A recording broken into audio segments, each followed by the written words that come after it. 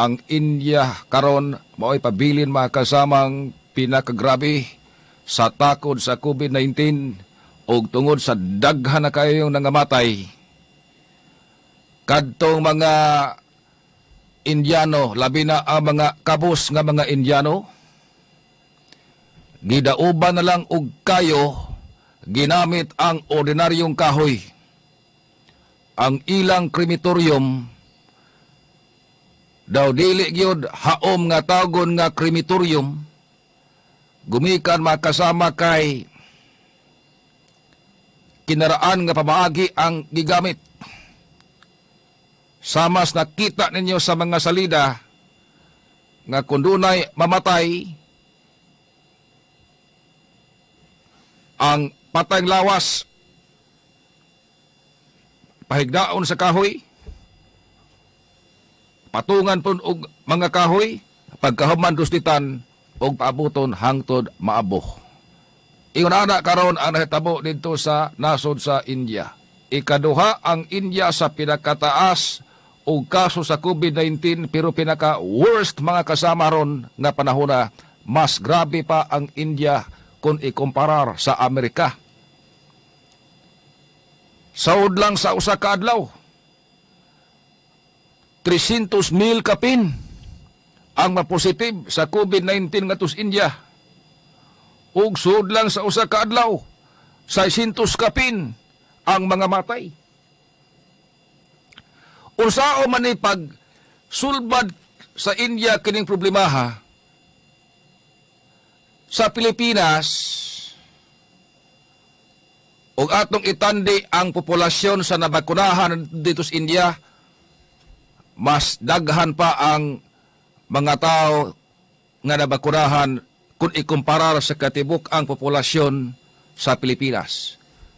Nilapas na og 127 milyon natarukan og bakuna bato COVID-19. Imagine, 127 milyon. Og ang India mo ay pinakapaspas nga nakapanarok og bakuna sud lang sa 85 kaadlaw. Nakuha nila ang target, sobras 100 milyon ka mga Indiano natarukan og bakuna batok COVID-19. Nalupigan ang Amerika ug ang China sa kapaspas sa pagpanarok og bakuna.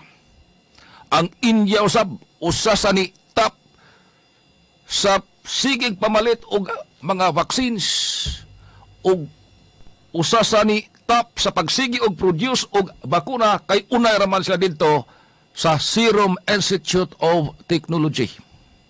Ang India gawas ana dunay ilaha sab nga pharmaceutical company didto nga mao'y nag-produce og bakuna aron gamiton sa mga Indiano. Apan amang Indiano mismo nagtiyabaw na, nangutana ngadto silang gobyerno, naunsa naman kini? Kanus ani mahunong ang takod og kamatay dinhi sa India. I-imagine, diri sa Pilipinas, doon na may gipang-cremate na.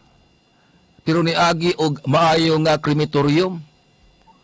Doon na punerarya nga expert mo cremate og patay. Ang pamilya magpaabot na lang sa garapon nga sudlan na og abo.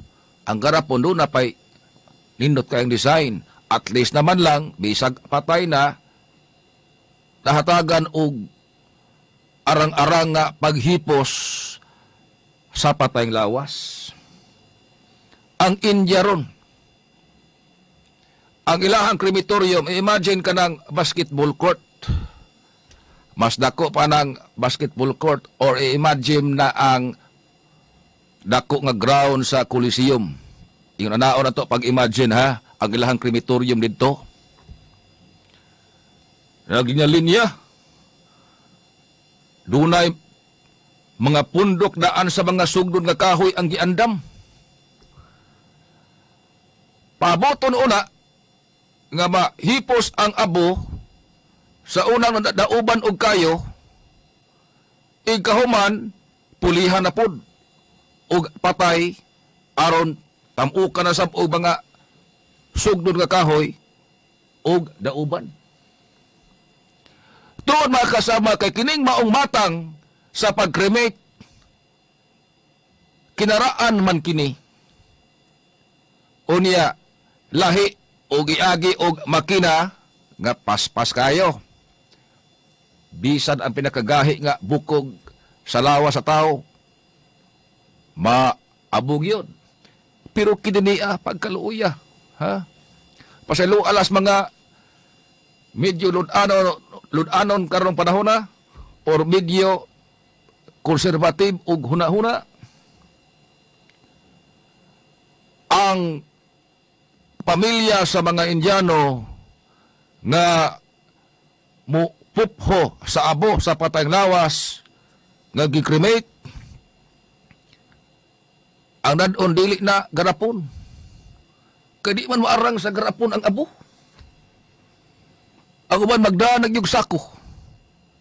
Kaya apil makasamas ilahang hipuson ang mga bukog sa mahal nila sa kinabuhi nga wa pa nasunog. Pagkaluoy. Karon, unsay angga na ining mao nga variant sa virus, Indian variant. Ang lain paging problema ron dito sa India, naghuot na og may mga ospital. Dunay taas kayong takod sa COVID-19. Sobra gos 300,000 kada adlaw ang matakdan. So ang mga ospital, saan man nila pag-accommodate? Naglinya na ang mga pasyente sa gawas. Ug imuhan ng turno para isulod ka sa ospital, laing problema, nagkuwang pagyud ang oxygen. Hinungdan nga ang US ron ug ang Germany ni-commit na mutabang sila ngadto sa India kay paita aning kahimtanga ngadto sa India. Mag-ampot as Ginoo nga maoki na unta tangan his Pilipinas. Ug ato sab nga iampo ang atong kaigsunan ngadto sa India nga maoron ang gisungo ug mayo ning grabe nga krisis sa virus.